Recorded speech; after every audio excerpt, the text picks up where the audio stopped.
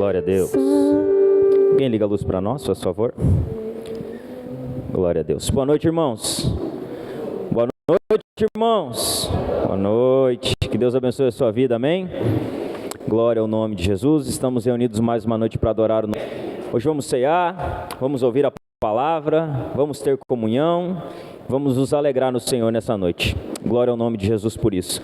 Mas antes vamos dar alguns avisos. Os irmãos projetem para nós lá os nossos avisos. 21 dias de oração, começamos no dia 1º de agosto. Quem está orando conosco, assim, estende a sua mão. Amém? Quem não está orando, comece a orar. Amém, irmãos? Ore conosco, durante 21 dias estamos orando.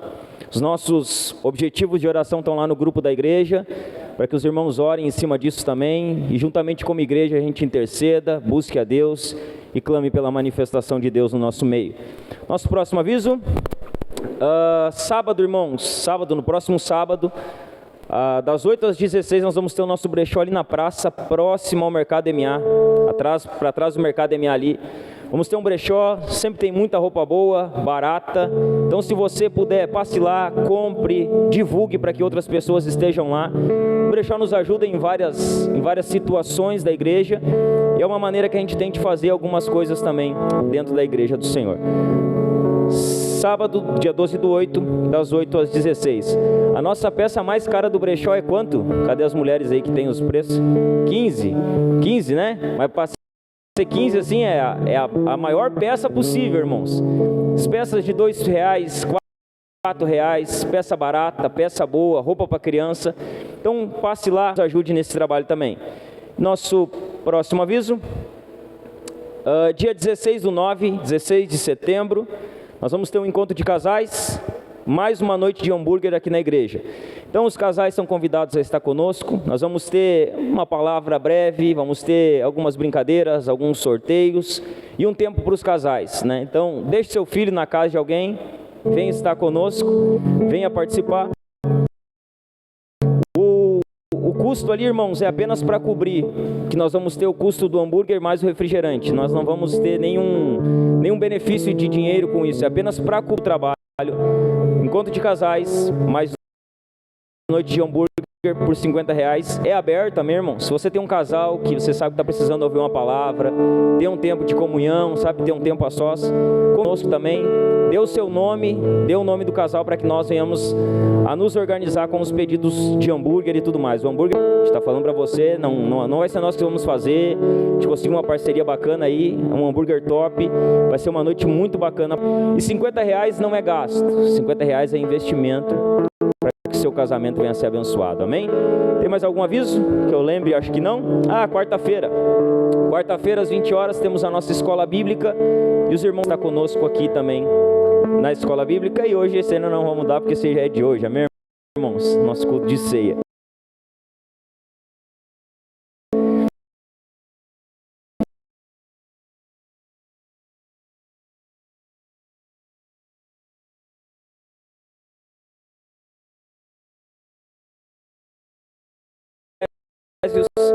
Estamos expondo a carta de ponta a ponta e procurando aprender as lições práticas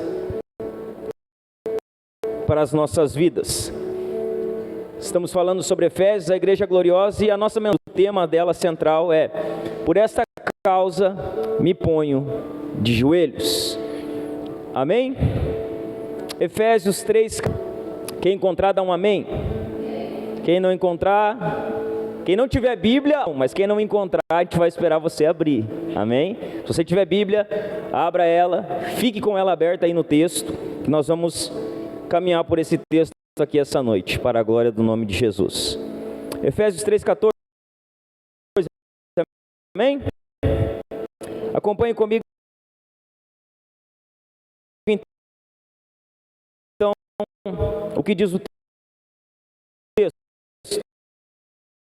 Peço que da riqueza de sua glória Ele os fortaleça com poder interior por meio de seu Espírito. Então, Cristo habitará em seu coração à medida que vocês confiarem nele. Suas raízes se aprofundarão em amor e os manterão fortes. Também peço que, como convém a todo o povo santo, vocês possam compreender a largura, o comprimento, a altura e a profundidade do amor de Cristo. Que vocês experimentem esse amor, ainda que seja grande demais para ser inteiramente compreendido. Então vocês serão preenchidos com toda a plenitude de vida e poder que vem de Deus. Toda glória seja a Deus, que por seu grandioso poder que atua em nós, é capaz de realizar infinitamente mais do que poderíamos pedir ou imaginar.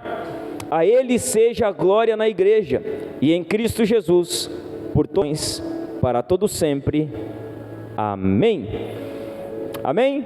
Por esta causa me ponho de joelhos. A minha Bíblia, como eu sempre falo, então o verso 14 vai dizer: quando penso em tudo isso, caio de joelhos. Provavelmente vai dizer: por esta causa me ponho de joelhos. E esse é o tema da nossa mensagem.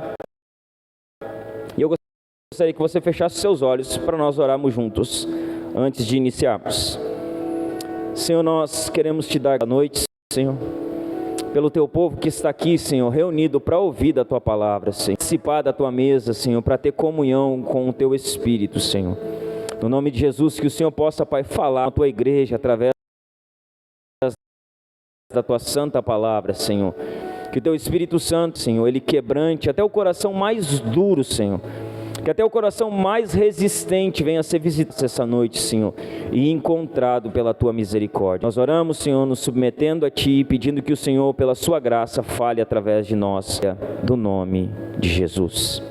Amém. Amém, irmãos. Nós estamos em 21 dias de oração, tentando despertar nosso povo para orar, para que tenha uma vida de oração. O texto que nós lemos aqui, irmãos, é a segunda oração que Paulo faz somente nessa carta. O texto que nós lemos é uma oração de Paulo. Está orando de novo e ele escreve a sua oração, anota a sua oração. É a segunda oração que ele faz, você lembra? A primeira vez Paulo orou por iluminação, pedindo que Deus desse espírito de revelação, pedindo que Deus desse espírito de entendimento. E agora, um pouquinho depois, Paulo está orando, mas não mais por iluminação, Paulo está orando por capacitação. Paulo vai orar, e esse texto é uma oração de Paulo pedindo que Deus capacite o seu povo, que Deus capacite a sua igreja, que Deus capacite a igreja do Senhor nessa terra. Sabe o que nos chama a atenção é que, num curto espaço de tempo, Paulo ora duas vezes. Paulo escreve duas orações poderosas. E de início o que nós podemos aprender? Que Paulo era um homem de oração. Paulo era um homem que orava, era um homem que intercedia, era um homem que buscava a face de Deus, era um homem que clamava pela presença de Deus, pela intervenção de Deus. Lembrando, Paulo está preso, Paulo está algemado, Paulo está preso a um soldado romano, dentro de uma cadeia, num lugar frio, num lugar difícil. E dentro desse lugar Paulo está orando, irmãos, mesmo preso, algemado, próximo da morte, mesmo cheio de necessidades físicas, mesmo cheio de necessidades materiais imediatas e urgentes, Paulo está orando, Paulo está buscando a Deus, Paulo está intercedendo pela igreja. Veja bem, nada impedia Paulo de orar, nada fazia Paulo parar de interceder pela igreja. Ele estava na cadeia e estava orando, ele estava algemado e estava orando, ele estava passando por dificuldades e estava orando. Ele não estava livre, ele não tinha um tempo ou um lugar específico para orar, mas nada impedia Paulo de ter uma vida de oração, irmão. Veja bem, nada pode impedir de ter uma vida de oração, nada pode impedir você de ter uma vida de intercessão. Seu trabalho não é desculpa, o cansaço não é desculpa, falta de tempo não pode. Quando nós olhamos para Paulo, ele está preso, orando. Ele está algemado, orando. Ele está acorrentado, orando. E sabe o que chama a atenção? Ele está orando e não está orando por ele. Ele está pedindo e não está pedindo para ele. Ele está clamando e não está clamando para ele. Quando Paulo ora, ele não ora em favor das suas necessidades. Ele não ora para que Deus tire ele da cadeia. Ele não está pedindo para que a situação dele seja mudada. Paulo está orando para que Deus trabalhe na vida da igreja. Sabe o que nós vamos ver mais para frente? Que o conteúdo da oração de Paulo não era sobre ele, era sobre o povo de Deus, era sobre a igreja do Senhor, era sobre aqueles que estavam livres, fora da cadeia, que estavam fazendo parte da igreja. Ele não ora com relação às suas necessidades. Pastor, eu não posso orar pelas minhas necessidades? Claro que pode, não é isso que estou dizendo. Pastor, eu não posso orar pelos meus propósitos, pelas minhas necessidades urgentes, pelas minhas situações específicas? Claro que pode, não só pode, como deve orar pelas suas necessidades, deve orar pelos seus objetivos, deve orar pelas suas necessidades físicas, pelas suas necessidades materiais. Não há nada de errado, irmão, não há problema com isso. O problema é quando nós só oramos por essas coisas. O problema é quando nós vamos a Deus somente para pedir por essas coisas. O problema é quando nós vamos a Deus só quando nós precisamos que Deus trabalhe em uma dessas coisas. Você já parou para notar que talvez você só ora quando precisa de algo urgente na sua vida? Você já parou para notar que talvez você só ora quando você precisa da ajudinha de Deus em alguma situação? Não há problema em orar por nós, não há problema em orarmos pelas nossas necessidades. O problema é quando nós só oramos pelas nossas necessidades. O problema é quando nós só oramos por aquilo que nós desejamos alcançar materialmente, fisicamente, profissionalmente. Aí há um problema, aí há um erro grande da nossa parte. Muitas das nossas orações, elas se concentram apenas naquilo que precisamos fisicamente e materialmente. Muitos de nós só oram pelas coisas materiais, irmãos. Só ora pelas coisas físicas, só ora pelas coisas terrenas. Muitos de nós ora pelas necessidades profundas do nosso coração. Poucos de nós, quando vai à oração, ora a Deus, dizendo a Deus: Deus muda o meu coração, Deus transforma o meu coração, Deus, há situações, há pecados que eu não estou vencendo, há lutas que eu não estou vencendo, toma essa situação dentro de mim. Muitas vezes, irmãos, nós estamos preocupados apenas com as materiais, quando a maior necessidade que nós temos se encontra nas profundidades do nosso interior, nas profundezas do nosso coração, naquilo que nós não podemos ver aqui fora, mas que está escondido aqui dentro. Os homens, irmãos, haviam colocado Paulo atrás das grades. Eles prenderam Paulo, mas eles não conseguiram prender a alma de Paulo. Eles colocaram Paulo atrás das grades, mas não conseguiram prender a sua alma. Eles algemaram, Paulo estava algemado na prisão, mas eles não algemaram a palavra de Deus nos lábios de Paulo. Paulo estava algemado, mas a palavra estava livre. Eles haviam proibido Paulo de sair de lá. Paulo não podia viajar, Paulo não podia pregar, Paulo não podia visitar nenhuma igreja.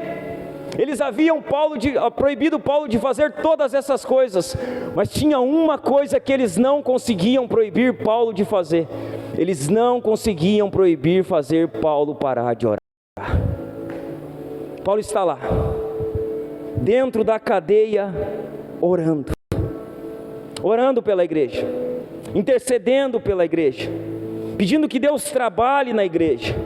E logo na introdução, irmãos, da oração de Paulo, há 3 coisas que nós precisamos prestar muita atenção. 3 coisas importantes logo no início da oração de Paulo. A primeira delas, a postura de Paulo. Sabe o que nós, logo na introdução da oração de Paulo, que a postura de Paulo revela reverência. O que ele diz no verso 14: quando penso em tudo isso, caio de joelhos. Quando penso em tudo isso que eu faço, me ponho de joelhos. A postura de Paulo revela reverência. Os judeus, irmãos, sabe, normalmente, um judeu normalmente orava em pé.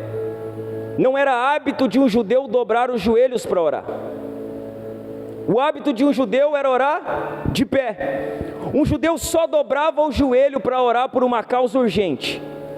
Quando ele precisava de algo urgente da parte de Deus, algo que era um milagre grandioso da parte de Deus, então o judeu, ele dobrava o seu joelho para orar. Sabe o que Paulo está fazendo aqui? Ele se põe de joelho na sua oração dizendo: o que eu estou te pedindo, Deus, aqui é urgente. A oração que eu vou fazer ao Senhor daqui para frente é uma oração urgente. Eu preciso da tua intervenção. Eu preciso que tu faças. Eu preciso da minha oração. Paulo, ele se põe de joelho. Ele demonstra a importância da sua oração e a reverência a quem ele estava orando. Quando ele se dobra, quando ele dobra o joelho, ele está dizendo: Deus, eu preciso que o Senhor faça algo urgente. Sobre os seus joelhos, ele está dizendo que está reverenciando a Deus. Pastor, eu tenho que orar só de joelho então? Não. Veja bem, irmão, não há uma fórmula na Bíblia de como você deve orar. A Bíblia não diz que você deve orar sempre de joelho. Você vai encontrar na Bíblia pessoas orando de joelho, pessoas orando em pé, pessoas orando deitada. O que importa na oração, mas é a posição do coração. Não é se está dobrado diante de Deus, mas se o nosso coração está próximo do Senhor. Quando oramos, não importa se oramos de pé, se oramos sentado. O que importa é como o nosso coração está no momento em que estamos orando ao Senhor. Não existe uma fórmula, não existe uma regra: você tem que orar de joelho, porque senão Deus não vai ouvir sua oração. Não tem uma regra. Você não encontra uma regra na Bíblia dizendo: vocês, posição. Não há uma regra, mas Paulo aqui, ele se coloca de joelho, demonstrando reverência ao Senhor, demonstrando sua oração. A segunda coisa que nós precisamos aprender logo na introdução é que a motivação de Paulo é a ação pela obra de Deus na igreja. Olha o que vai dizer o verso 15. Vai dizer assim: o Criador das coisas nos céus e na terra. A minha tradução ela deixa muito vazia, mas na sua tradução vai falar: me ponho de joelhos em favor de todas as famílias. Vai falar de família, vai falar da igreja. É isso que Paulo está falando. Ele está se referindo à igreja da terra e a igreja do céu. São a mesma igreja, a família de Deus. Quando Paulo está orando aqui, ele está falando da igreja militante na terra e da igreja triunfante no céu, como uma única igreja. A igreja triunfante no céu, ela chama Deus de Pai. A igreja militante da terra, ela chama Deus de Pai. O Pai, irmãos, é a nossa própria identidade. Ele é o nosso Pai. Sabe qual a terceira coisa que nós podemos aprender logo na introdução? A audácia de Paulo. Veja bem, Paulo vai fazer uma oração muito audaciosa aqui. E talvez nós lemos esse texto aqui diversas vezes e não prestamos atenção de quão audaciosa é essa oração. Paulo não está pedindo qualquer coisa aqui. Ele não vai pedir qualquer coisa na sua oração. Ele vai pedir algo audacioso para Deus. E sabe por que ele tem coragem de pedir algo audacioso para Deus? Porque ele confia em Deus. E a audácia de Paulo revela a confiança de Paulo em Deus. Sabe quem ora por coisas grandes? Quem confia em Deus. Quem confia em Deus ora por coisas grandes, irmãos. Quem confia em Deus, ele vai a Deus confiando que Deus responde orações, que Deus faz coisas poderosas, que Deus faz coisas grandes. Veja bem, quem confia em Deus é audacioso para ir a Deus em oração. Quem confia em Deus é audacioso para interceder. é audacioso para pedir. Sabe por que talvez você não pede coisas grandes para Deus? Porque talvez a sua confiança em Deus ainda não é uma confiança grande. Porque quem confia plenamente em Deus ora crendo que Deus faz coisas grandes. Qual o tamanho das coisas que você tem buscado? Qual que é o tamanho das suas orações? Você ora por coisas grandes, irmão? Você vai adiante de Deus pedindo coisas grandes, coisas que fogem do seu controle, coisas que você sabe que somente Deus pode fazer, e que quando você ora, colocando diante de Deus, você confia que o Deus pode responder a sua oração? Talvez essa é uma boa pergunta ainda na introdução da nossa mensagem. Você confia que Deus é poderoso para responder a sua oração? Você confia que quando você ora, existe um Deus que está com seus ouvidos inclinados e que esse Deus pode responder a sua oração? Você confia que o Deus da Bíblia, o Deus da sua vida, o Deus dessa igreja, o Deus de toda a terra, é um Deus que responde às orações dos justos? É um Deus que responde à oração do seu povo? Paulo, ele foi audacioso no seu pedido, porque ele confiava no Deus que respondia orações. A audácia dele revela a sua confiança. Olha o que diz o verso 16: peço que da riqueza de sua glória, Ele fortaleça com poder interior, por meio de seu Espírito. Peço que da riqueza de sua glória, pelo poder da riqueza de sua glória, segundo as riquezas de sua glória. Paulo está orando a Deus, dizendo: Deus, segundo as riquezas da tua glória, responde a minha oração. Deus, segundo as riquezas da tua glória, responde o que eu vou te pedir agora. Faz o que eu vou te pedir na sequência, Senhor. Eu vou orar a ti, e eu peço que a tua resposta seja segundo as riquezas de sua glória. A glória de Deus, irmãos, não é um atributo de Deus, mas é o esplendor de todos os atributos de Deus. O que é a glória? É o esplendor de todos os atributos, é o reflexo da união de todos os atributos. E é isso que Paulo está pedindo. O que Paulo está pedindo de joelhos é para que Deus use tudo quanto Ele tem, use tudo quanto Ele é, para que Deus use o esplendor máximo de sua glória para responder à oração que Ele iria fazer. Sabe como Paulo está orando aqui? Ele está dizendo: Deus, eu vou orar a ti, e eu te peço que o Senhor responda com tudo que o Senhor tem. Eu te peço que o Senhor responda com tudo que o Senhor é, a oração que eu vou te fazer. Eu te peço que com o esplendor da sua glória, o Senhor responda a oração que eu dirigirei ao Senhor a partir de agora. Veja bem, Paulo está pedindo algo grande para Deus. Ele vai orar ao Senhor, e diante da audácia e da ousadia de Paulo, diante do que ele pedirá a Deus, nós precisamos nos perguntar: o que Paulo vai pedir de tão grandioso, que ele precisa que Deus responda dessa maneira? Qual será a oração de Paulo? Quais serão os pedidos que Paulo vai fazer, que ele precisa que Deus responda urgentemente, segundo a riqueza da sua glória? Preste atenção, Paulo fará 5 pedidos, as 5 petições que Paulo fará nos próximos versículos aqui. E aqui nós vamos concentrar a nossa mensagem hoje. Paulo, ele fará 5 pedidos em sua oração. Quais são os 5 pedidos que Paulo ele fará em sua oração pela igreja de Éfeso? O primeiro pedido que ele faz: Paulo ora por poder interior. A primeira coisa que Paulo pede na sua oração é por poder interior. Olha o que vai dizer o verso 16: peço que da riqueza de sua glória, Ele os fortaleça com poder interior, por meio de seu Espírito. A primeira coisa que Paulo pede, a primeira coisa que Paulo cita na sua oração, ele pede: Senhor, nos reveste com poder interior, através do Teu Espírito Santo, Senhor. O primeiro pedido de Paulo em sua oração é que Deus revista aqueles irmãos de poder. Veja bem, meu irmão, não há cristianismo sem poder. Não há cristianismo sem poder. Nós precisamos nos lembrar que o Evangelho é o poder de Deus. Nós precisamos nos lembrar o que Atos 1:8 diz: permanecei em Jerusalém, até que do alto vocês sejam revestidos de poder, e só então vocês vão sair, vão a Jerusalém, vão a Judéia, vão a Samaria, vão aos confins da terra.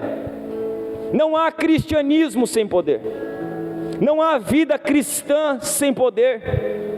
Paulo está orando e a preocupação dele não é com coisas materiais, é com coisas espirituais, é com as coisas do alto, irmãos. Ele está orando e ele não pede alívio dos problemas. Sabe o que ele está pedindo? Deus dá poder para o teu povo enfrentar os problemas. Reveste o interior do teu povo, reveste o teu povo de poder, sim, para que eles enfrentem os problemas, para que eles passem pelos problemas. Reveste a tua igreja de poder, sim, para que eles enfrentem eles. E Paulo não está pedindo aqui qualquer poder. Paulo está pedindo para que a igreja seja revestida do poder do Espírito Santo, do poder que o Espírito Santo concede, do poder que somente o Espírito Santo pode dar. A primeira oração de Paulo é para que a igreja seja revestida de poder. A presença do Espírito Santo na vida do crente é a evidência da salvação. Só que veja bem, meu irmão, o poder do Espírito Santo é a evidência da capacitação para a vida. Permaneçam em Jerusalém, sejam revestidos de poder, sejam cheios do Espírito Santo, sejam revestidos do poder do alto, para que daí sim vocês saiam, para que daí sim vocês preguem, para que daí sim vocês vivam a vida cristã de modo digno. Paulo ora por revestimento, por poder do alto, por presença de Deus. E quando Paulo está falando de poder aqui, ele não está falando de manifestações absurdas. Paulo não está falando, irmãos, daquilo que muitos nós entendem por poder. O poder que Paulo está falando aqui é o poder para viver, o poder para ser um cristão com letra maiúscula, um poder para ser um cristão que vive uma vida cristã digna. Nós vamos ter uma citação apenas hoje, eu gostaria que colocasse ela para mim ali, de Hernandes Dias Lopes. Sim, eu já acho que até essa citação eu passei em outra mensagem já aqui. Mas Hernandes Dias Lopes diz o seguinte: uma coisa é ser habitado pelo Espírito, outra é ser cheio do Espírito. Uma coisa é ter o Espírito Santo residente, outra é ter o Espírito Santo presidente. Uma coisa é ter o Espírito Santo, outra coisa é ser revestido pelo Espírito Santo. Veja bem, todo cristão ele tem o Espírito Santo. Todo aquele que creu em Jesus, ele já tem o Espírito Santo. Mas não são todos que possuem ainda a plenitude do Espírito Santo. Não foram todos que foram revestidos pelo poder do Espírito Santo. Quando Paulo está orando aqui, ele está orando pela igreja. O Espírito Santo já habitava naquele povo. O desejo de Paulo é que eles fossem revestidos de poder, revestidos pela presença e pelo poder do Espírito Santo. Veja bem, meus irmãos, nós precisamos ser revestidos com o poder do Espírito Santo. Nós precisamos. Veja bem, você precisa ser revestido com o poder do Espírito Santo. Eu preciso, a igreja do Senhor precisa ser revestida com o poder do Espírito Santo. Você está aqui essa noite, eu tenho algo para falar para você. Você precisa ser revestido com o poder do Espírito Santo. Você precisa ser poder que somente o Espírito Santo concede. Você precisa que o Espírito Santo, ele governe a sua vida. Seja alguém que resida apenas, mas que seja alguém que controle a sua vida. Veja bem você, irmão, e tem algo que você precisa sair daqui sabendo. Você precisa ser revestido do poder do Espírito. A igreja do Senhor precisa do revestimento do Espírito Santo. Nós precisamos do poder e do revestimento do Espírito Santo. Talvez você pergunte: pastor, por que eu preciso ser revestido do poder? Por que nós precisamos ser revestidos do poder do Espírito Santo? Porque nós somos fracos, e se nós não formos revestidos do poder, nós vamos ceder ao pecado. Nós precisamos ser revestidos, porque o diabo é astuto, irmãos, e ele está diariamente rondando à nossa volta, tentando nos tragar, tentando nos fazer cair, tentando nos induzir a pecar. Por isso nós precisamos ser revestidos do Espírito Santo. Nós precisamos ser revestidos do Espírito Santo, porque o nosso homem interior, a nossa mente, o nosso coração e a nossa vontade depende do poder do alto para viver em santidade. Nós precisamos do poder do Espírito Santo. Nós precisamos ser revestidos desse poder, irmãos. Nós precisamos, a igreja precisa, você cristão que está aqui hoje, você precisa ser revestido do Espírito Santo. Você precisa ser revestido para pregar, irmão. Você precisa ser revestido para testemunhar. Você precisa ser revestido do Espírito Santo para estar disposto a dar a sua vida por amor ao Evangelho. Sabe por que aqueles homens morriam martirizados na igreja do primeiro século? Porque eles estavam cheios do Espírito Santo. Sabe por que eles eram decapitados? Porque eles eram crucificados?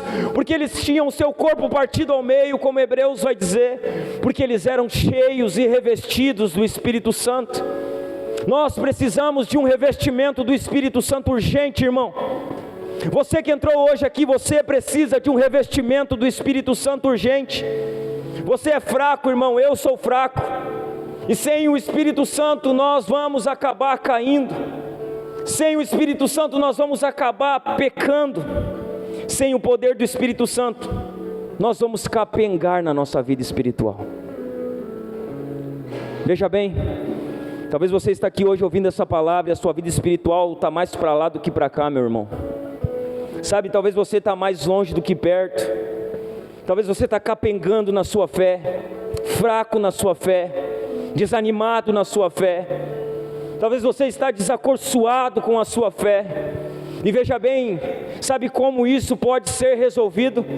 Se você essa noite sair daqui sabendo: eu preciso ser revestido de poder do alto, eu preciso da presença do Espírito Santo na minha vida, eu preciso voltar a ser um homem cheio, uma mulher cheia, um jovem cheio do Espírito Santo. Talvez a sua vida espiritual está capengando, porque o Espírito Santo ficou em segundo plano na sua vida. Mas deixa eu falar para você, irmão, o Deus que mostra onde estamos errando é o mesmo Deus que mostra como podemos consertar os nossos erros, como podemos sair dos nossos pecados.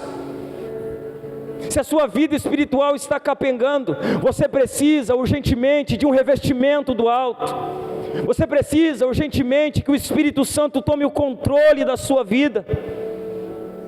O primeiro pedido de Paulo, a primeira oração de Paulo é por poder interior. Paulo ele vai fazer um segundo pedido. E em seu segundo pedido, Paulo ele vai orar pedindo a habitação de Cristo em nosso coração. Ele ora a Deus, pedindo a Deus pela habitação de Cristo. E aí você pode dizer: pastor, Cristo já habita no meu coração. Eu já sou de Jesus, eu já sou casa de Cristo. Mas veja bem, Paulo está escrevendo à igreja, ele está escrevendo aos crentes, e é aos crentes que ele está pedindo para que Deus habite no coração deles. Ele não está escrevendo para os ímpios, ele está escrevendo para a igreja. E na sua carta à igreja, nos seus escritos à igreja, em sua oração pela igreja, ele está dizendo: Deus habite no coração do teu povo. Olha o que vai dizer o verso 17: então Cristo habitará em seu coração, à medida que vocês confiarem nele. Suas raízes se aprofundarão em amor e os manterão fortes. Veja bem, aqui fala sobre a palavra habitar. E havia duas palavras que eram usadas no grego, irmãos, para essa palavra habitar. A primeira palavra era paroikel, preste atenção. A primeira palavra era paroikel, e essa palavra ela trazia o sentido de habitar como estrangeiro. Sabe, alguém que vai numa pousada, num hotel, ele paga algumas diárias e ele fica ali por determinado tempo e vai embora. Paroikel fala de uma morada não permanente, mas de uma morada provisória, e era usada para o peregrino que estava morando longe de sua casa. Há uma segunda palavra no grego para habitar que é katoikel, são semelhantes as palavras. E katoikel traz o sentido de se estabelecer em algum lugar. Katoikel fala de habitação permanente, de tomar conta da casa, tendo a preocupação ou a autorização completa de forma a poder fazer a limpeza na despensa, a mudar a mobília como quiser, a jogar fora o que o dono da casa. Katoikel fala de uma morada permanente, de uma morada que tem autoridade para mudar o que precisa ser mudado na casa, que tem a liberdade de ir na despensa e pegar o que é lixo e botar fora, que tem a liberdade de mesa de um lugar e colocar no outro. Katoikel fala de uma morada permanente. Katoikel é a palavra usada por Paulo para habitar aqui. Quando Paulo fala que Cristo habite em seu coração, ele está dizendo assim, que Cristo seja o Senhor do seu coração, que Cristo ele tem autoridade para mexer aonde precisa ser mexido, que Cristo tem a chave da despensa, sabe? A despensa onde você guarda algumas coisas, a despensa onde você esconde algumas coisas. Paulo está falando que Cristo habite dessa maneira no seu coração, que ele tenha chaves, que não haja quarto onde ele não possa entrar, que não haja áreas aonde ele não possa mexer, que não haja áreas aonde ele não possa tocar. O que Paulo está orando é para que Jesus possa habitar em nosso coração, de forma onde ele seja o dono, o Senhor, aquele que tem a chave de todos os nossos quartos secretos. É sobre essa habitação que Paulo está falando. Sabe, é que você não tenha algumas áreas que você diga, não Jesus, essa aqui é minha, essa aqui eu resolvo. Não Jesus, você pode mexer em todos os cômodos da casa, mas tem esse quartinho aqui que é meu, só eu tenho a chave. Paulo está falando não desse tipo de habitação, mas do tipo de habitação em que Cristo ele pode tocar em qualquer área da sua vida, porque ele é o Senhor do seu coração. Porque ele é o Senhor do seu coração, ele pode entrar no quarto escuro, ele pode entrar no quarto secreto, ele pode tratar os pecados que talvez você tenta esconder e dizer, não, esse aqui é meu de estimação, Jesus, eu quero cuidar dele, eu trato dele. A pergunta que eu faço para você, meu irmão, hoje aqui, Cristo é o Senhor do seu coração de verdade? Cristo é o Senhor da sua vida? Cristo tem habitado de forma katoikel, permanente? Ele tem todas as chaves dos quartos da sua vida? Cristo tem liberdade para tocar em todas as áreas da... Paulo está orando e dizendo que Cristo habite de modo permanente, que Cristo tenha todas as chaves. Veja bem, meu irmão, o coração do crente é o lugar da habitação de Cristo. O nosso coração é o lugar da habitação de Cristo. E ali Cristo está presente não apenas para animar, não apenas para consolar, mas para governar, para reinar, para ser Senhor, irmãos, para ser o dono das nossas vidas. Cristo não habita no nosso coração apenas para nos trazer consolo, para nos trazer ânimo. Jesus quer ser o Senhor da sua vida, meu irmão. Ele quer ser o Senhor da sua vida, minha irmã. Ele não quer ser um estrangeiro que, sabe, ora é quem governa e ora quem não é. Ele não quer ser aquele que ora, você serve a Ele, e ora você quer que Ele sirva a você. Não, Ele quer ser o Senhor. Ele quer ser o Kyrios. Ele quer ser aquele que governa a sua vida. Ele quer estar assentado no trono do seu coração. Jesus quer poder trabalhar em todas as áreas da sua vida, em todas as áreas do seu coração. Jesus quer tratar os pecados que talvez você tenha escondido dele. Sabe, Ele quer botar a mão dele lá, Ele quer tirar esses pecados de lá, Ele quer lançar eles fora. Paulo está orando e dizendo que Cristo habite. Deus faz com que Cristo habite no coração do teu povo. Veja bem, se Cristo habitar no nosso coração, muitas coisas não vão poder permanecer lá. Muitas coisas. Se Cristo habitar em nosso coração, nós vamos ter que abrir mão de muitas coisas.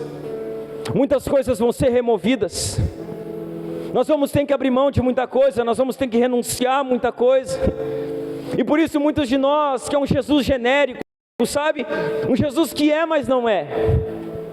Um Jesus que governa, mas não governa tanto. Nós oramos e dizemos, Jesus é o Senhor da minha vida, mas volta e meia nós não estamos fazendo a vontade do Senhor, nós estamos fazendo a nossa. Se Cristo habitar no nosso coração, irmãos, muita coisa vai ter que sair de lá. Sabe, ódio, ira, raiva, rancor, sabe, falta de perdão, pecados ocultos, as obras da carne, os nossos desejos humanos e carnais, eles não permanecem no mesmo lugar em que Cristo está. Paulo ora pedindo para que Cristo habite no coração da igreja. Você precisa da habitação de Cristo no seu coração, de forma permanente. Paulo ele vai fazer um terceiro pedido em sua oração. Após orar por revestimento de poder, após orar pela habitação do Espírito, Paulo ele vai orar por aprofundamento no amor fraternal. Olha o que vai dizer o verso 17 na parte B. Vai dizer assim: suas raízes se aprofundarão em amor e os manterão fortes. Ele ora pedindo que o amor daqueles irmãos, o amor fraternal, que esse amor ele se aprofunde. Veja bem, irmãos, tem pessoas que são fáceis de amar, né? Você conhece uma pessoa que é fácil de amar? Quem conhece uma pessoa que é fácil de amar? Pega a mão assim. Tem pessoas que são fáceis de amar. Agora eu vou fazer uma pergunta bem boa para você. Tem pessoas que são difíceis de amar. Você conhece alguém que é difícil de amar? Assim, essa pessoa aí é difícil de amar. Quem conhece uma pessoa que é difícil de amar? Todos nós conhecemos. Tem pessoas que são fáceis de amar, irmãos, mas tem pessoas que são difíceis. E porque tem pessoas que são difíceis de amar, que nós precisamos do poder do Espírito Santo. É o poder do Espírito Santo que nos capacita a amar pessoas difíceis. Se nós não estivermos cheios do Espírito Santo, revestidos do Espírito Santo, nós não vamos conseguir amar pessoas difíceis.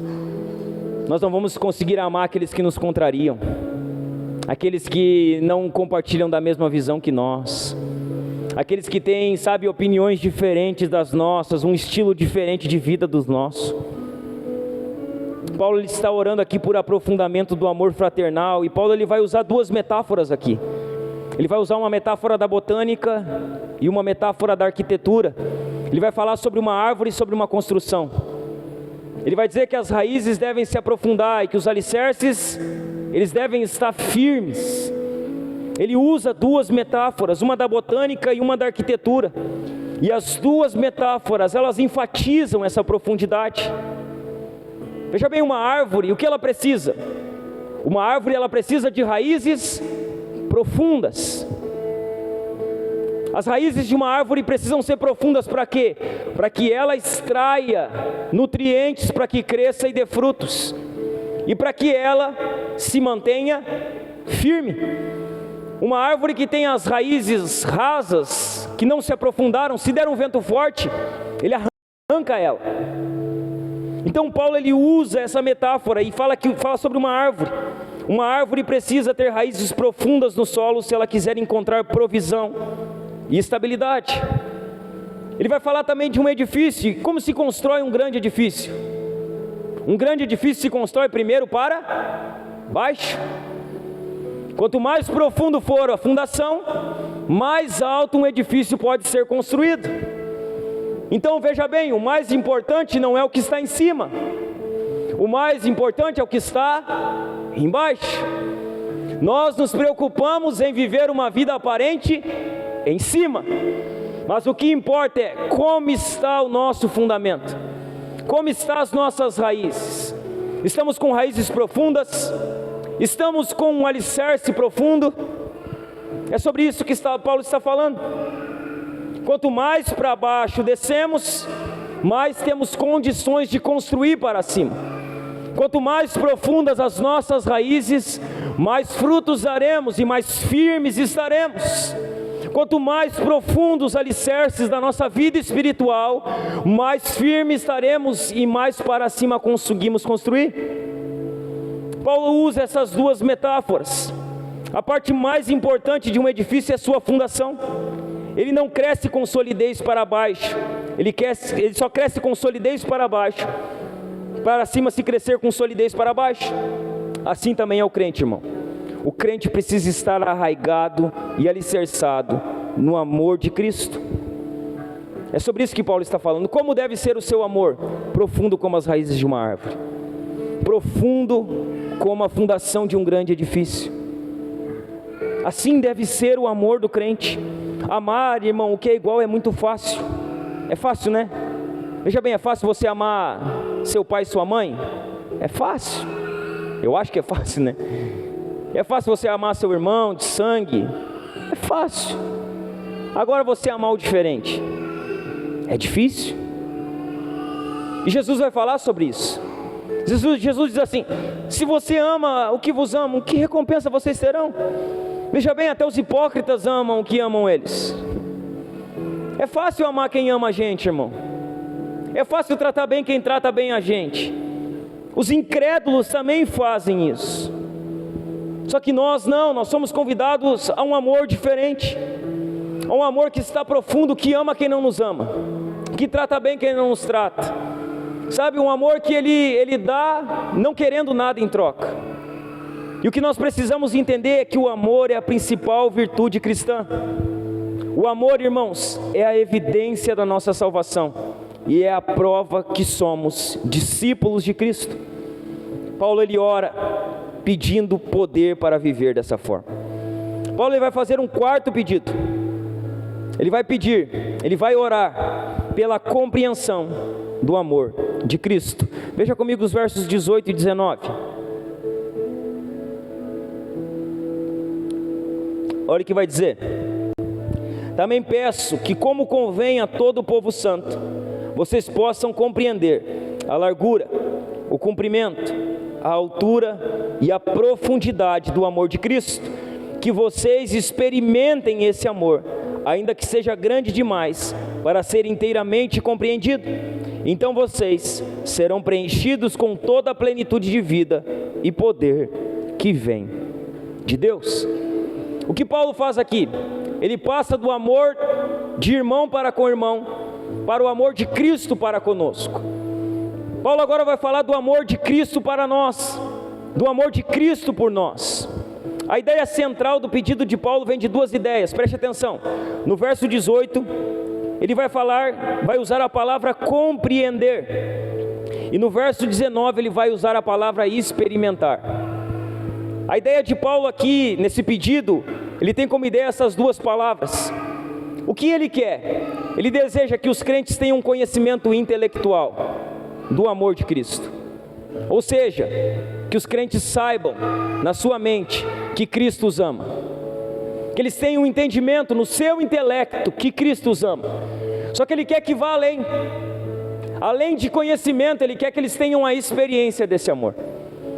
Então veja bem, Paulo está orando para que a igreja entenda o amor, mas experimente o amor. E é isso que nós precisamos: compreender o amor de Deus no intelecto, mas experimentar o amor de Deus nas nossas vidas.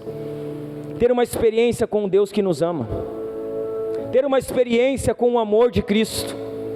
Ele deseja que os crentes tenham esse conhecimento intelectual do amor de Cristo, mas que tenham uma profunda experiência com esse amor.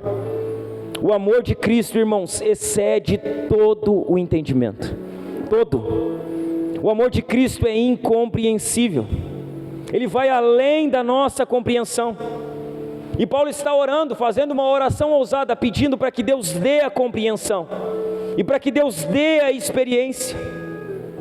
Paulo ora para que possamos compreender o amor de Cristo em suas dimensões. Olha o que vai dizer o verso 18: também peço que, como convém a todo o povo santo, vocês possam compreender a largura, o comprimento, a altura e a profundidade do amor de Cristo. Ele fala de 4 coisas aqui. E o que ele está querendo dizer? quando ele se refere às dimensões, o quão imensurável é o amor de Deus. Você já parou para pensar o quão grande é o amor de Deus? Você tem parado para pensar o quão grandioso é o amor de Deus? Nós não conseguimos medir o amor de Deus, é imensurável. Nós não conseguimos explicar o amor de Deus, ele é inexplicável. Quando Paulo usa essas 4 referências de dimensões, ele está querendo falar isso. O amor de Deus é imensurável. O amor de Cristo é suficientemente largo para abranger a totalidade da humanidade. Ele é tão largo que ele abrange a totalidade da humanidade. O amor de Cristo é suficientemente comprido para durar toda a eternidade. Dura toda a eternidade. O amor de Cristo é suficientemente profundo para alcançar o pior dos pecadores. Veja bem, o amor de Cristo ele é muito profundo. E o pior dos pecadores pode ser alcançado por esse amor.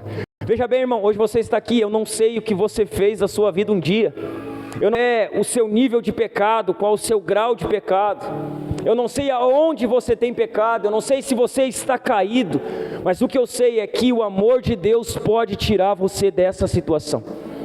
O amor de Deus ele é tão profundo que ele pode pegar o pior dos pecadores e resgatar daquela situação.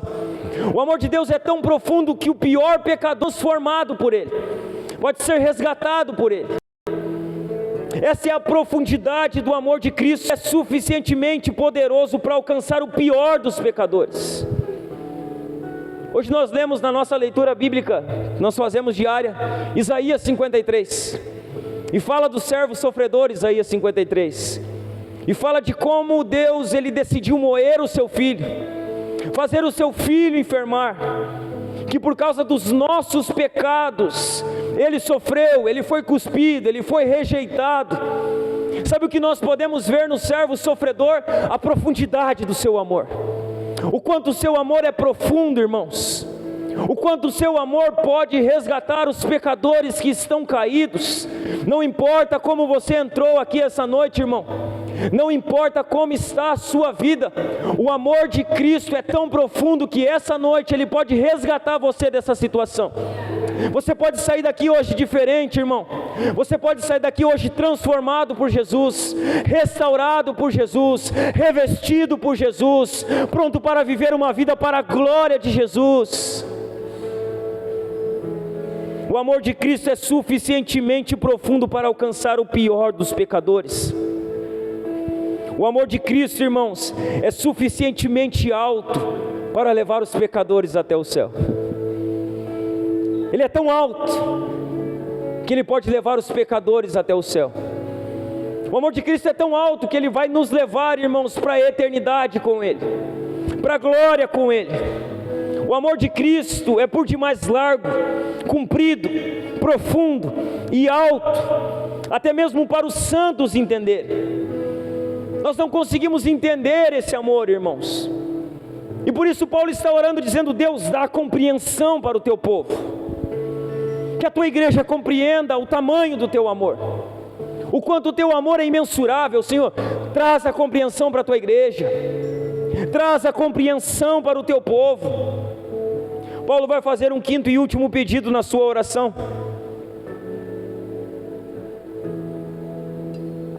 Paulo ele vai orar pela plenitude de Deus. Olha o que vai dizer o verso 19, a parte B. Vai dizer assim, vou ler todo 19: que vocês experimentem esse amor, ainda que seja grande demais para ser inteiramente compreendido. Então vocês serão preenchidos com toda a plenitude de vida e poder que vem de Deus. Paulo está orando para que sejamos cheios da plenitude de Deus, cheios. E essa oração aqui, irmãos, é uma oração poderosa. É uma oração que nós não paramos para pensar no que Paulo está orando aqui, mas talvez seja a maior oração da história, a oração mais poderosa da história seja essa oração que Paulo está fazendo. Paulo está dizendo: Deus, que o teu povo seja cheio da tua plenitude, que a plenitude do Senhor habite no seu povo. Embora, veja bem, Deus ele é transcendente, irmão. Você já parou para pensar isso? Deus ele é transcendente. O céu dos céus não podem contê-lo, segundo a Crônicas vai dizer. O céu dos céus não podem conter a Deus. Veja bem, o nosso Deus ele é infinito. Tudo foi criado, Deus não, Deus é. O nosso Deus é transcendente. Nós olhamos para o universo, irmãos, e dizemos assim: o universo é infinito. Não, o universo ele tem um fim. Embora os homens não consigam explicar qual é o fim do universo, o universo não é infinito, porque infinito é somente Deus. A infinitude é um atributo de Deus. Deus é transcendente. Os céus dos céus não podem contê-lo. Ele habita de forma plena em nós. Agora Paulo, irmãos, está de joelhos em uma prisão, pedindo para que sejamos tomados da plenitude de Deus. Uma oração que nós não podemos compreender, uma oração que os efésios não conseguiam explicar. O que Paulo está pedindo aqui, os livros de teologia não conseguem decifrar, os comentários bíblicos não conseguem decifrar. O que Paulo está pedindo aqui, de joelhos em uma prisão, é que a plenitude de Deus habite em nós. Ele está fazendo, vai além da compreensão humana, uma oração que extrapola todos os limites. Paulo está fazendo uma oração grande, uma oração gigantesca, uma oração audaciosa. Paulo não está colocando limite na oração que está fazendo, ele está extrapolando. Ele está fazendo uma oração que para nós é uma oração talvez incabível, irmãos. Sabe o que nós precisamos? Vamos parar de limitar o poder de Deus, irmãos. Nós precisamos parar de limitar o Deus que responde às orações. Muitas vezes nós colocamos limite no fazer nas nossas vidas. Muitas vezes nós colocamos limite no que Deus pode e quer fazer em nós, por aquilo que nós já compreendemos, ou por aquilo que nós já vivemos. Então nós ficamos limitando Deus, colocando limite em quem Deus é, colocando limite em quem Deus pode, no que Deus pode fazer. Sabe o que nós precisamos lembrar? Deus não mudou. Veja bem, o nosso Deus não mudou. O nosso Deus é o mesmo. Ele vai dizer em Malaquias: eu, Senhor, não mudo. O nosso Deus não mudou, irmãos. Ele continua respondendo orações. O nosso Deus não mudou, Ele continua fazendo milagres. O nosso Deus não mudou, Ele continua fazendo coisas poderosas. O nosso Deus não mudou, Ele é o mesmo, irmãos. Ele continua sendo o mesmo. Talvez nós estamos limitando a Deus, talvez nós estamos contendo a Deus, talvez nós não confiamos mais em Deus.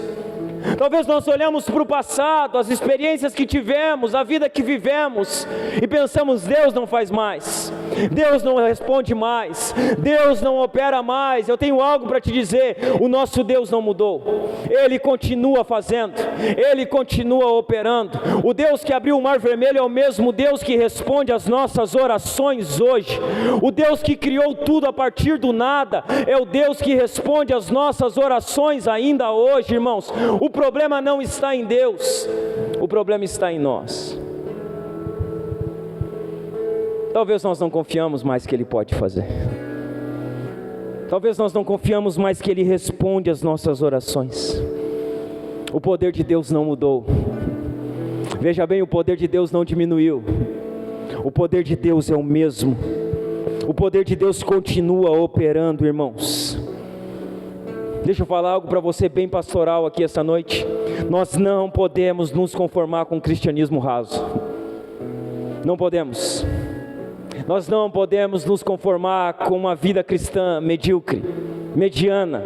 Sabe, muitos de nós estão contentes em viver uma vida cristã na média, sabe? Como é que está a sua vida cristã? Estou na média, estou tirando 6. Estou ali, está 6, de vez em quando eu oro, de vez em quando não. De vez em quando eu leio a Bíblia, de vez em quando não. De vez em quando eu jejuo, de vez em quando não. Eu estou indo nos cultos de vez em quando. Não, irmãos, isso é muito pouco. Isso é uma vida cristã mediana. Isso é uma vida cristã medíocre. Nós não podemos nos acostumar com isso. Nós não podemos nos acostumar com uma vida rasa, não. O nosso Deus não é um Deus raso. O nosso Deus não é um Deus pequeno. O nosso Deus não é um Deus fraco. E nós não podemos viver um cristianismo fraco, irmãos. Nós somos chamados para servir a um Deus que é grande. Nós somos chamados para viver uma vida cristã debaixo do poder do Espírito Santo, renovados, revestidos do poder do Espírito Santo. Deixa eu falar algo para você, irmãos. Deus tem mais para a sua vida. Deus tem mais para a sua vida. Talvez você não acredite no que eu estou falando, mas Deus tem mais para você. Talvez você está acomodado, meu irmão. Talvez você está acomodada, minha irmã, mas eu quero falar algo para você essa noite. Essa não é a vida que Deus tem para você. Ele tem mais para você. Ele tem mais para fazer na sua vida. Ele tem mais para fazer através da sua vida. Deus tem mais para a sua vida. Ele tem mais para a minha vida. Ele tem mais para a vida dos músicos. Deus tem mais para a vida da nossa igreja, irmãos.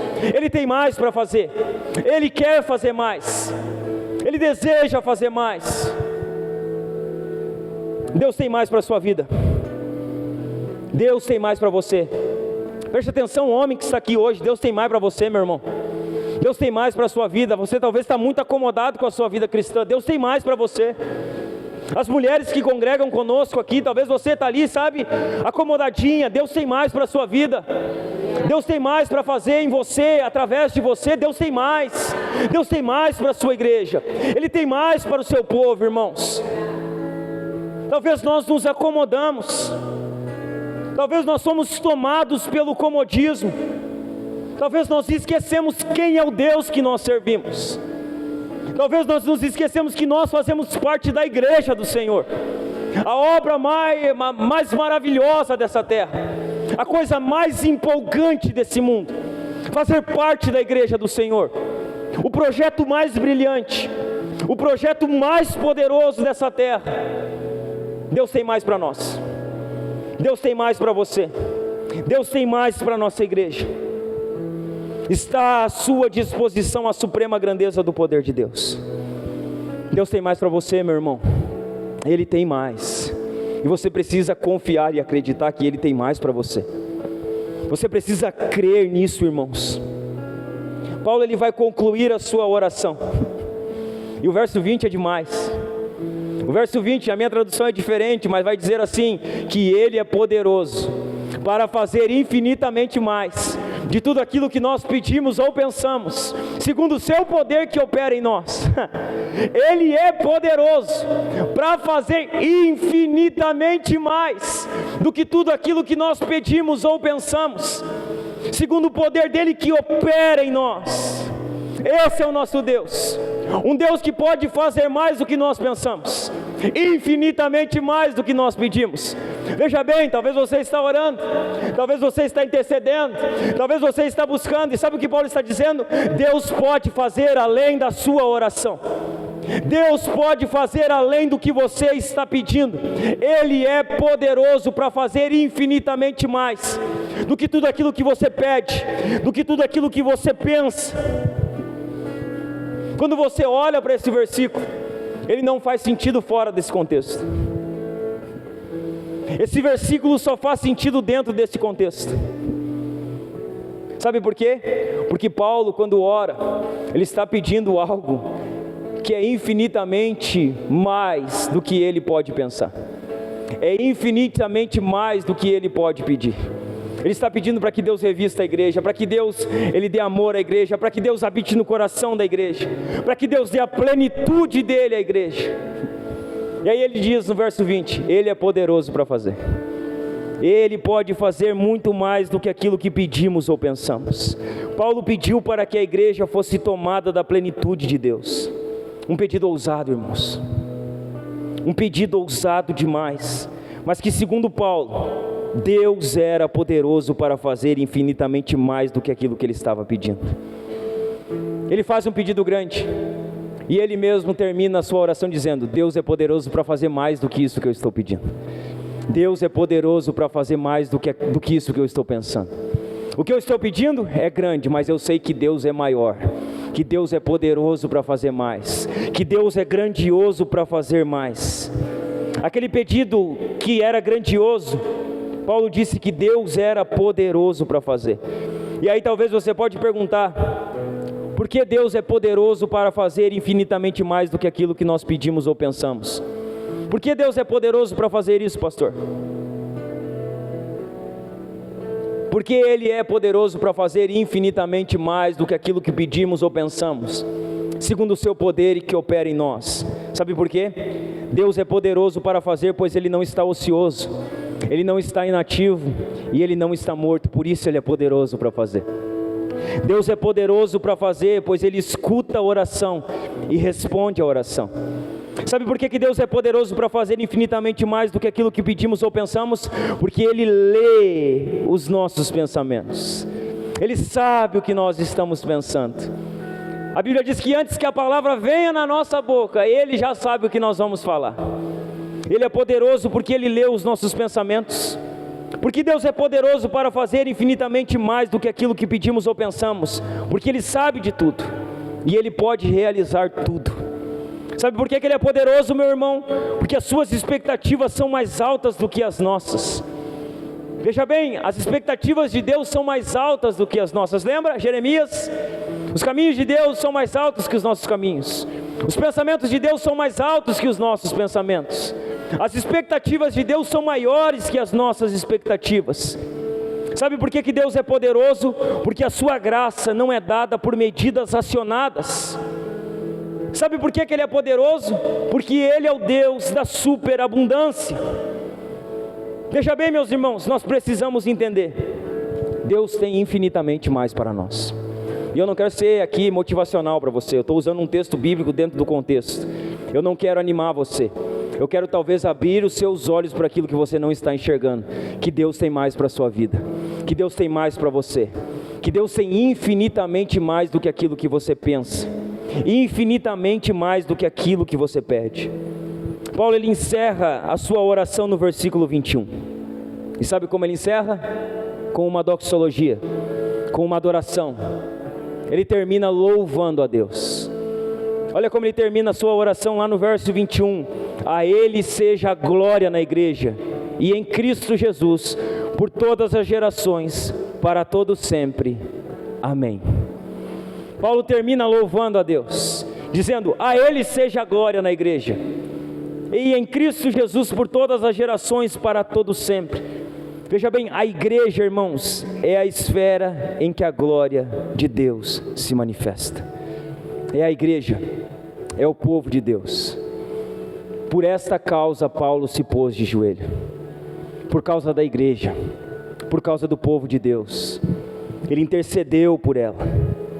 Diante, irmãos, da oração de Paulo, nós precisamos olhar para a nossa vida, olhar para o nosso coração aqui essa noite, olhar para como nós estamos caminhando e fazer algumas perguntas honestas para nós mesmos, irmãos. Diante dessa oração de Paulo, que é uma oração poderosa, irmãos, aonde ele faz uma oração poderosa e revela um Deus poderoso, nós precisamos fazer algumas perguntas, olhar para nós, olhar para a nossa vida e fazermos algumas perguntas. A primeira delas, nós olhamos para Paulo, e Paulo era um homem de oração. Essa era a segunda oração de Paulo aqui. Somente na carta aos Efésios tem 2 orações dele registradas.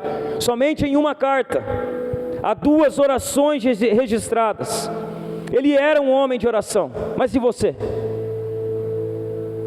Paulo era um homem de oração, mas e você? Tem sido um homem de oração? Você, homem que está aqui hoje, você tem sido um homem de oração? Você, mulher que está aqui hoje, você tem sido uma mulher de oração? Você tem orado a Deus? Você tem buscado a face de Deus? Você jovem, nós temos jovens aqui. Você jovem, você tem orado? Você tem buscado desenvolver a sua vida de oração? Qual tem sido a frequência da sua oração? Qual tem sido a constância da sua oração? Paulo orava, Paulo era um homem de oração, e nós precisamos ser pessoas de oração, uma igreja de oração. Lá no verso 14 o que nós vemos? Por esta causa me ponho de joelhos. O que tem levado você a dobrar os seus joelhos para orar? Quando você dobra os seus joelhos para orar, meu irmão? Somente quando você está precisando de algo da parte de Deus? Ou você tem por hábito estar diante do Senhor, estar na presença do Senhor, estar intercedendo ao Senhor? Uma terceira pergunta que nós precisamos fazer: você tem buscado ser revestido do poder do Espírito Santo? Você tem desejado ser revestido do poder do Espírito Santo? Paulo ora para que Deus revestisse eles do poder, mas você, meu irmão, você tem desejado ser cheio do Espírito Santo? Ser um homem revestido, ser uma mulher revestida? O que tem enchido a sua vida? O que tem enchido o seu coração? O que tem enchido o seu homem interior? O que tem ocupado? Porque veja bem, se o Espírito Santo não habitar plenamente, alguma coisa está habitando. O que está ocupando o lugar do Espírito Santo na sua vida? O que tem tomado o lugar da presença de Deus na sua vida? Você tem buscado ser revestido do Espírito Santo? Do que o seu interior está revestido, meu irmão?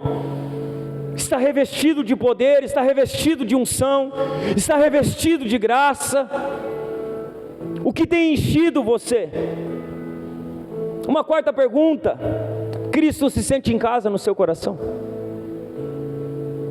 Cristo se sente em casa no seu coração? Você já entregou todas as chaves para Ele? Você já entregou? Jesus, reine sobre o meu coração, reine sobre a minha vida. Jesus já é o Senhor do seu coração. Você já entregou todas as chaves para Ele?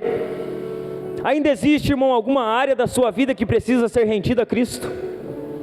Ainda existe? Alguma área que você não entregou? Alguma área que você não rendeu?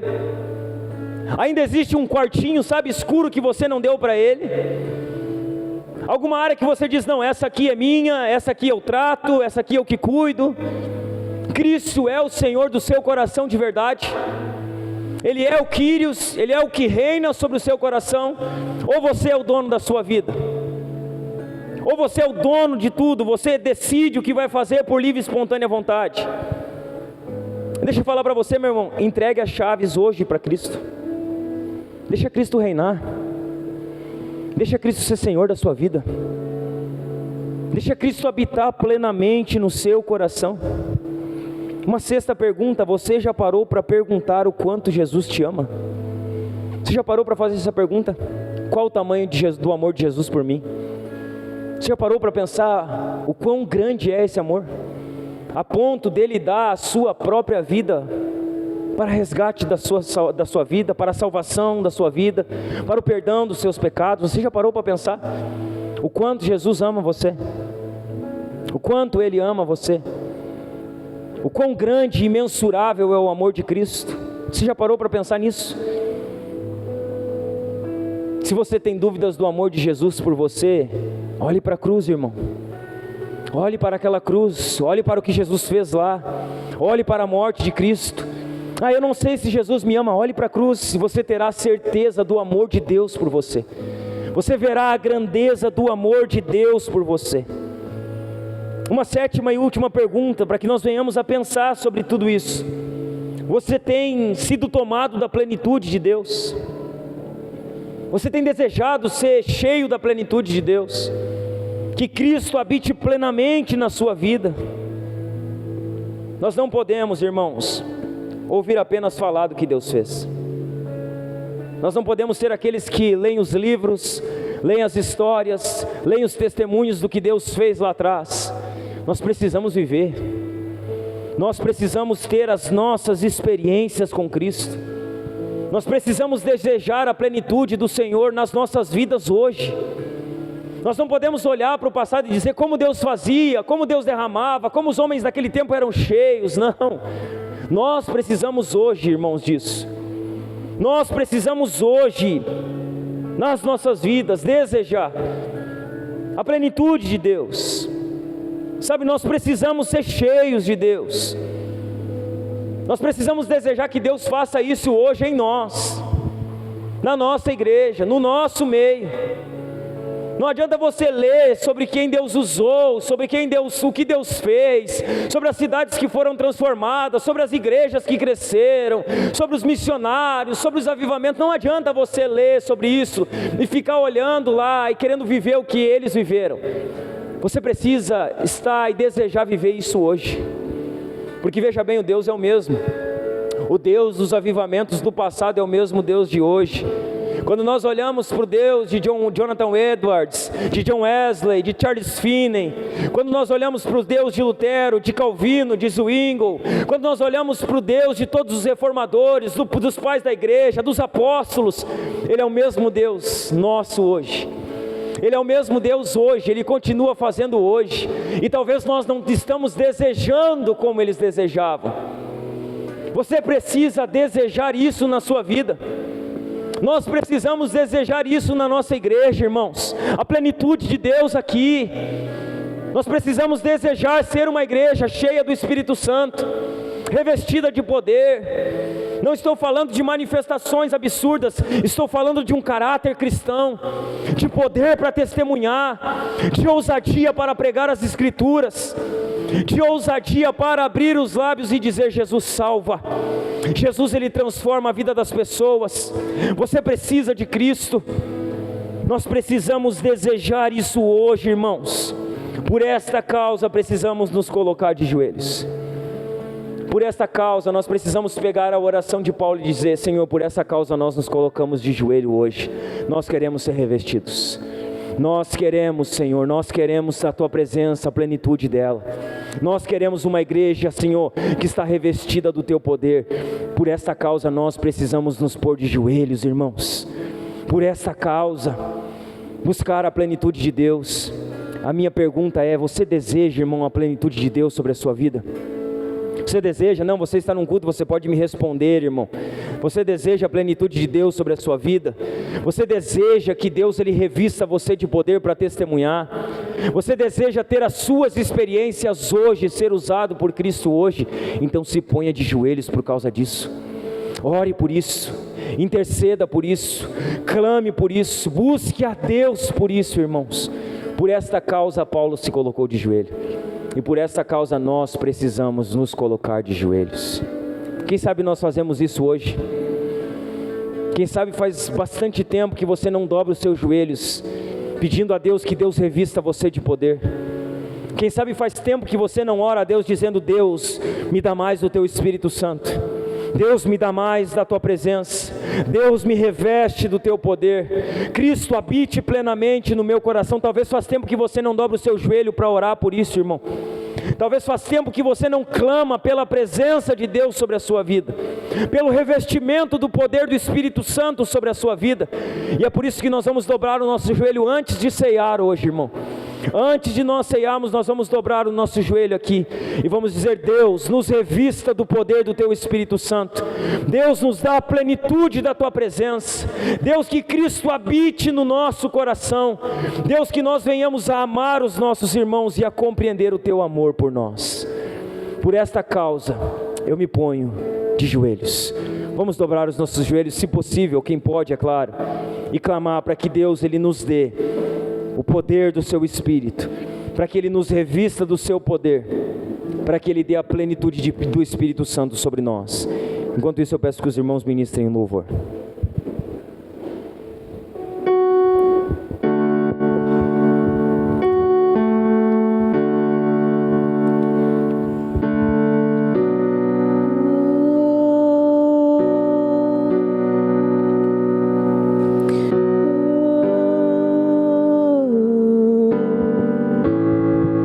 Você clame para que Deus revista você com o poder do Espírito Santo essa noite.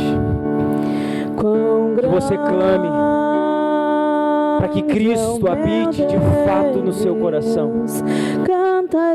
Que você ore como talvez você não tenha orado nos últimos meses, nos últimos anos da sua vida, para que o Espírito Santo revista você com o poder do alto, para que você testifique, testemunhe. Meu Deus,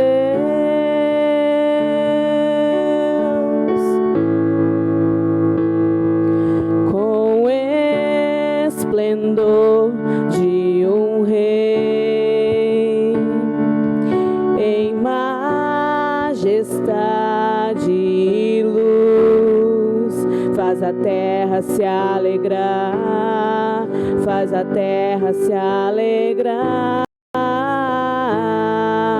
Ele é a própria Ore, meu irmão. luz. Ore, minha irmã. Clame ao Senhor. Por essa causa nós nos pomos de joelho essa noite. Tremer com sua Deus revista a sua igreja, tremer para que com Deus sua conceda poder do alto, capacitação do alto. Que você coloque o seu coração diante do Senhor essa noite. Que o Espírito Santo possa revestir a sua igreja essa noite. Revestir cada homem, cada mulher, cada jovem, cada que está. Por essa causa nos pomos de joelhos, Senhor. Nos revista do teu poder, Senhor.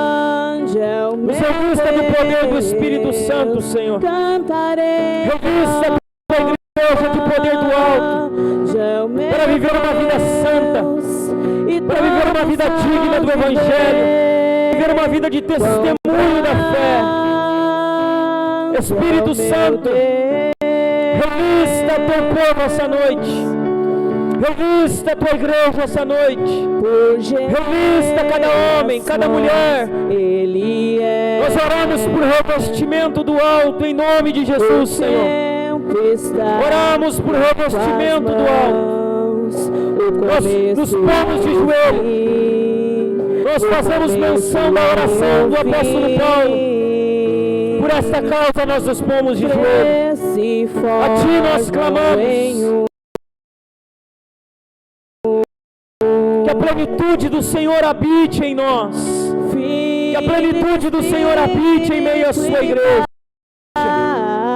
Que a plenitude do Senhor habite em nossos corações, em nossas vidas, em nossa igreja. Sim, Senhor, nós clamamos a tua manifestação. Clamamos pelo teu revestir. Clamamos por poder do alto. Que habite em nossos corações. Que Cristo habite permanente nos corações.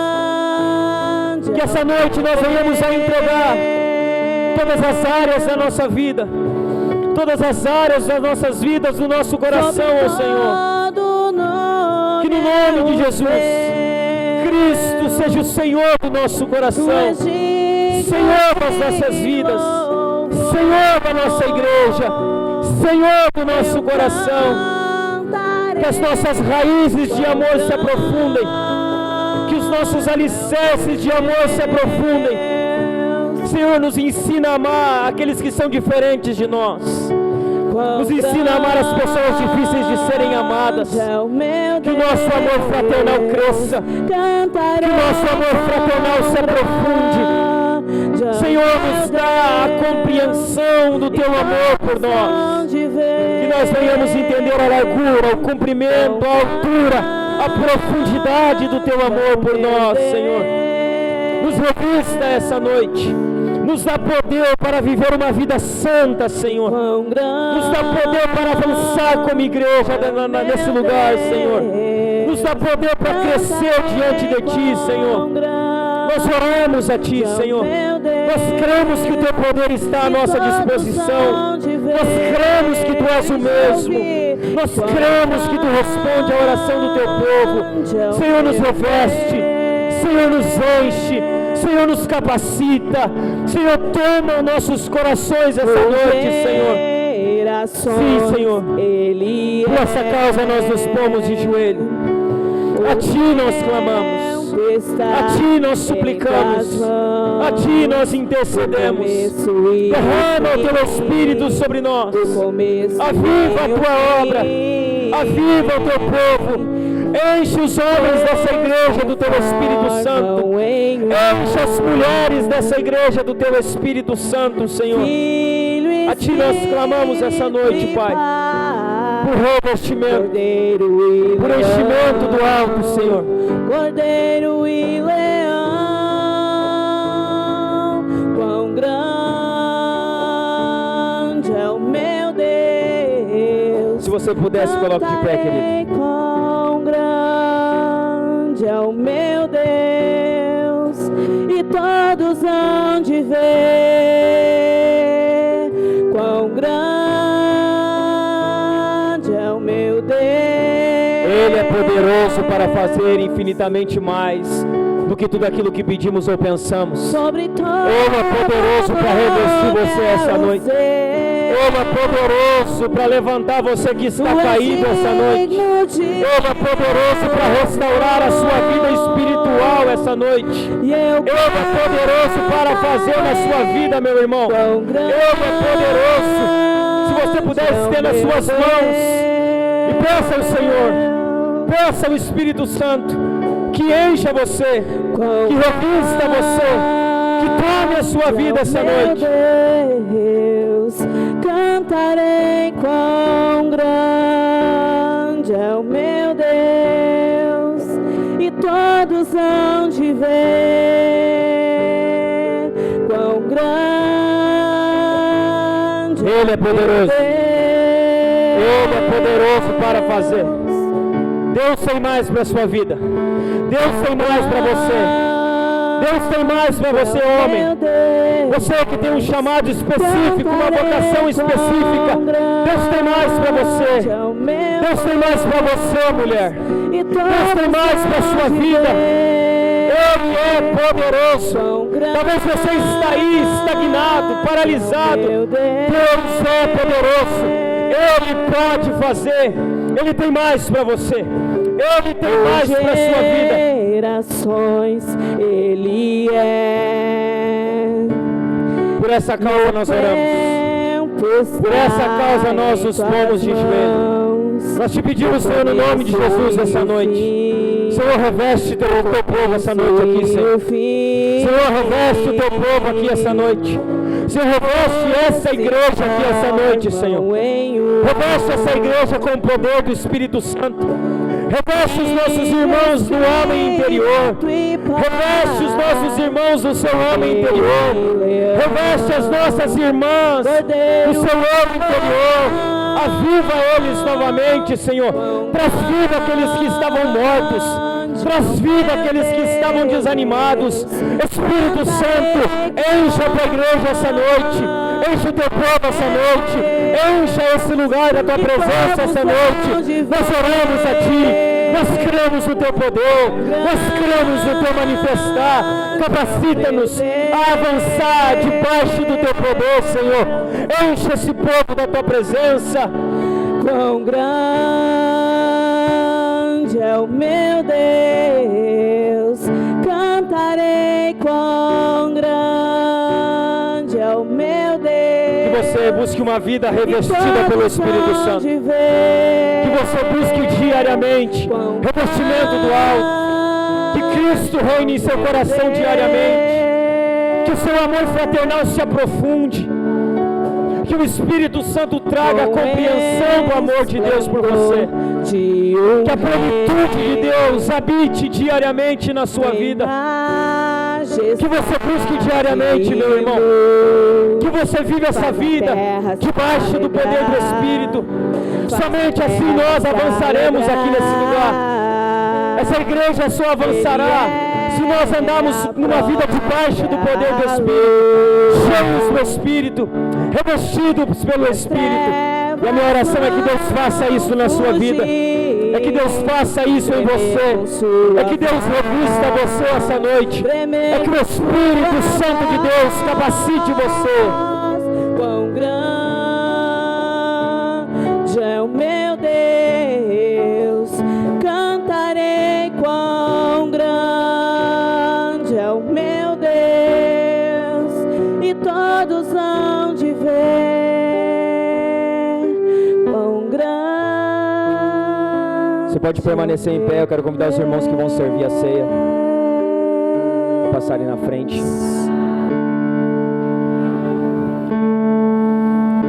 Nós vamos ceiar e depois nós vamos ter o nosso momento de comunhão, vamos nos alegrar, vamos compartilhar, vamos viver a vida comum da igreja depois do culto. A vida da igreja não se vive somente no culto, se vive após o culto. Mas que você busque uma vida revestida, meu irmão. Que você busque poder interior, poder do Espírito Santo sobre a sua vida. Que você saia daqui sabendo que Deus tem mais para a sua vida. Ele tem mais para você. Eu estou enfatizando isso aqui, porque há algumas pessoas aqui que talvez precisam compreender isso. Deus tem mais para você. Ele tem mais para a sua vida. Você precisa crer nisso. Você precisa crer que Ele pode fazer mais do que você pede ou pensa. Ele é poderoso. Ele é um Deus grande. O nosso Deus é grande, irmãos. O nosso Deus é um Deus grande e poderoso. E nós precisamos crer nisso e orar crendo nisso, sabendo que estamos orando a um Deus grande, a um Deus que é infinito, a um Deus que é todo poderoso, que é transcendente, irmãos. Que você busque essa vida, que você viva essa vida cheia do Espírito. Fazia tempo que eu não ficava sem voz, irmãos, tempo mesmo.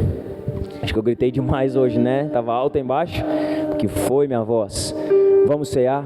Você que vai cear, se coloque de pé, irmãos, que nós vamos participar da mesa do Senhor essa noite. Estenda sua mão para cá. Senhor, nós queremos te agradecer pela oportunidade de poder participar, Senhor, da tua mesa. Queremos, Senhor, abençoar esse pão e esse suco, que eles simbolizem, Senhor, o teu corpo que foi partido por nós naquela cruz, e o teu sangue que foi derramado para a remissão dos nossos pecados, Senhor. Que nós possamos participar, Senhor, do pão e do cálice essa noite, com o nosso coração totalmente quebrantado, Senhor, com o coração arrependido diante de Ti, Senhor, sabendo da grandeza e da seriedade daquilo que estamos fazendo, Senhor. Assim nós oramos, Senhor, no nome de Jesus. Os irmãos vão passar o pão e o cálice, eles estão juntos. Você pega e fecha seus olhos por um instante enquanto todos pegam. Nós vamos cear após. Tem ciúmes de mim, o teu amor é como um furacão, e eu me Assim que você pegar o seu cálicezinho com o pão, feche os olhos por um instante. Você tem a oportunidade de orar ao Senhor, de colocar o seu coração diante dele, de, se necessário, uma vez mais se arrepender, de, se necessário, uma vez mais pedir perdão a Ele. Esse é o momento, irmão. Percebo quão maravilhoso Ele é e o tanto que Ele me quer. Oh, Ele me amou. Oh, Ele me ama. Ele me amou.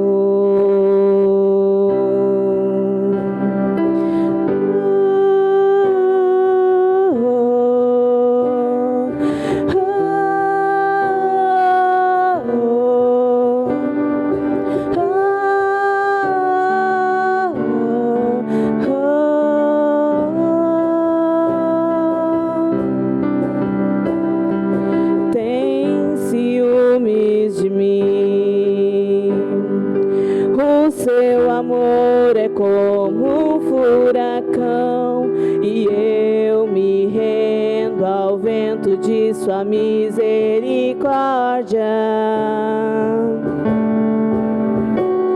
Então de repente não vejo mais minhas aflições, eu só vejo a glória.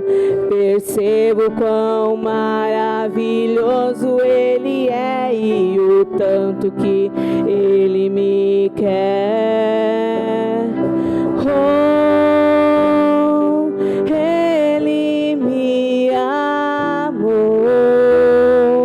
Oh, Ele me ama. Ele me amou. Oh,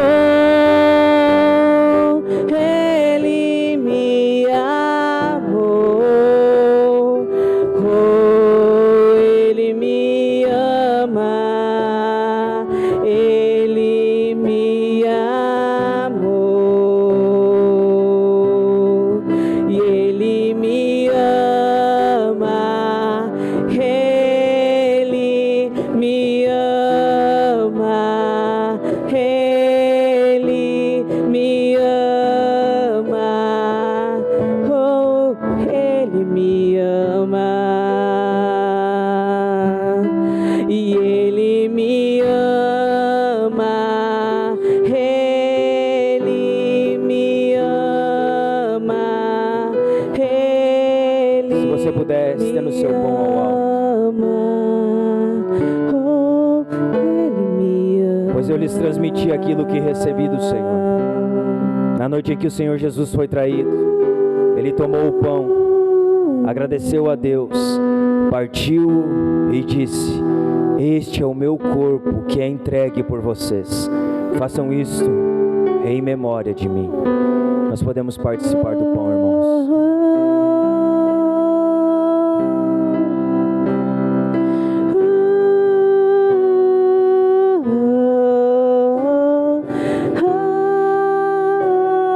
Se você puder, estenda o seu cálice. Da mesma forma, depois da ceia, tomou o cálice e disse: este cálice é a nova aliança, confirmada com o meu sangue. Façam isto em memória de mim sempre que o beberem, porque cada vez que vocês comem desse pão e bebem desse cálice, anunciam a morte do Senhor até que Ele venha. Assim, quem come do pão ou bebe do cálice do Senhor indignamente é culpado de pecar contra o corpo e o sangue do Senhor. Por isso, examinem-se antes de comer do pão e beber do cálice, pois se comem ou bebem do cálice sem honrar o corpo de Cristo, comem e bebem em julgamento contra si mesmos. Que nós possamos participar da mesa do Senhor, do pão e do cálice, com o entendimento daquilo que estamos fazendo, com confissão de pecados, com o coração quebrantado diante dele. O que estamos fazendo aqui mostra o quanto Deus nos amou em Cristo Jesus. Aqui nós podemos compreender uma pequena fração de quanto Ele nos amou. Aqui está aquilo que simboliza o seu sangue derramado para a remissão dos nossos pecados. Que nós possamos fazer isso essa noite, meus irmãos, com o nosso coração totalmente quebrantado diante do nosso Deus por tão grande misericórdia e graça. Nós vamos participar do cálice nesse momento. Que você faça isso com alegria no seu coração, meu irmão, em nome de Jesus.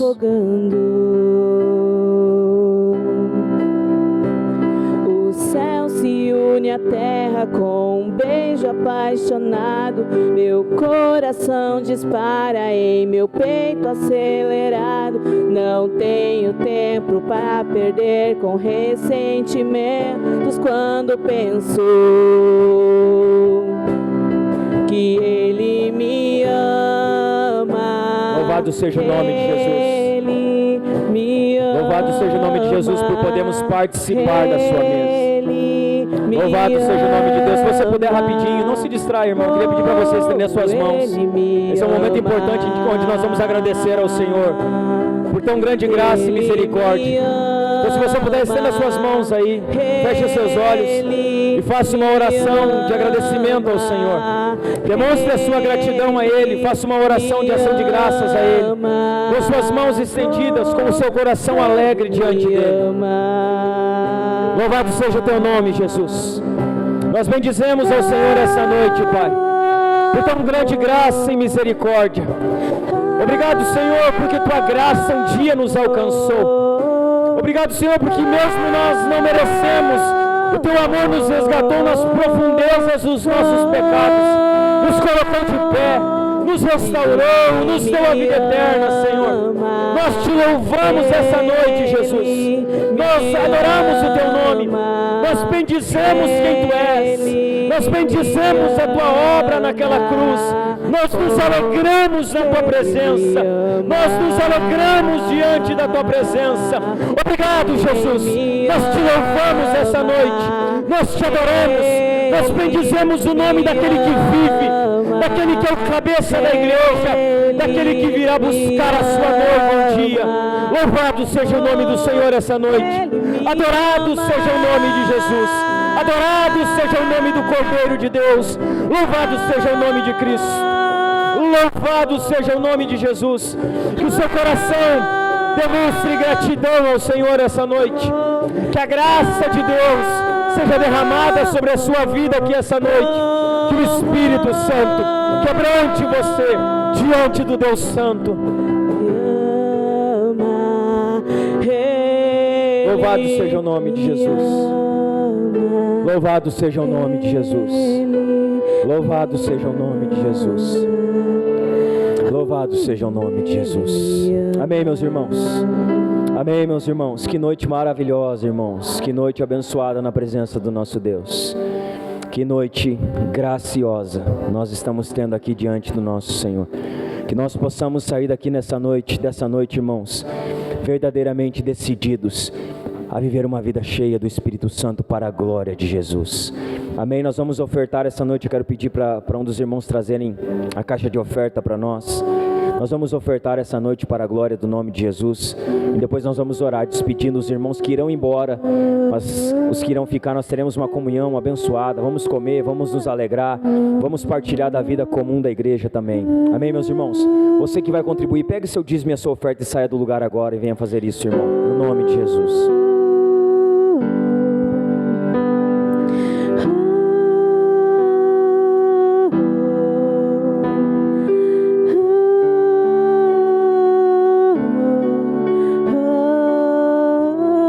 Louvado seja o nome de Jesus. Ele me ama, Ele me ama,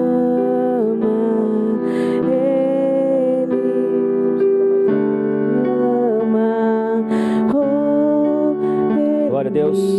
Estenda sua mão para cá, irmãos. Vamos orar pelas ofertas e dízimos. Depois nós vamos orar, empedrando a bênção para os irmãos que irão para casa. Quem não irá para casa virá permanecer conosco. Nós vamos organizar ali 5 minutinhos.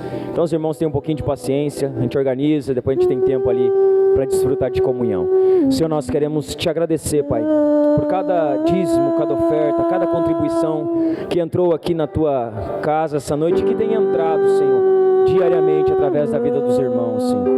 Nós oramos, Pai, que o Senhor abençoe a vida de cada irmão que tem sido fiel, Senhor, na vida financeira, com seus dízimos e ofertas. Abençoe, Senhor, os irmãos que têm sido generosos com a Tua obra. Que o Senhor os prospere, Pai. Que o Senhor abra portas para eles. Que o Senhor dê condições para que eles exerçam a sua generosidade ainda mais, Senhor. Nós oramos, Senhor, abençoa a vida financeira do Teu povo. Que eles colham cada semente que eles têm lançado nessa área, aqui nesse lugar, Senhor. Que a Tua fidelidade fique ainda mais clara a eles, ainda mais visível, ainda mais palpável, Senhor. Que o Senhor nos dê zelo, Senhor, sabedoria e entendimento pelo dinheiro do Teu povo que é depositado aqui, Senhor. Nós oramos sobre isso, Senhor. Queremos também orar, Senhor, que o Senhor dê uma semana abençoada aos nossos irmãos, à nossa igreja, ao Teu povo que aqui se reúne. Que o Senhor os conduza debaixo da Tua graça, debaixo da Tua misericórdia. Que eles vivam as suas vidas revestidos pelo poder do Espírito Santo. Que eles saiam daqui dessa noite, Senhor, tendo a convicção de que o Senhor tem mais para a vida deles. E de que o Senhor é poderoso para fazer infinitamente mais do que aquilo que eles pedem ou pensam, Senhor. Abençoa o Teu povo, Senhor. Dirige o Teu povo, Senhor. Firma os passos do Teu povo, Senhor. Prospera o Teu povo aonde quer que eles estejam. Que o Teu nome seja honrado através do Teu povo que aqui se congrega, Senhor. Nós te pedimos a Tua bênção sobre a vida de cada irmão e cada irmã, Senhor. No nome de Jesus. Que o amor de Deus Pai, a graça do nosso Senhor e Salvador Jesus Cristo e as consolações do Espírito Santo estejam com cada um agora e para sempre. Todos digam: aplauda Jesus, irmão.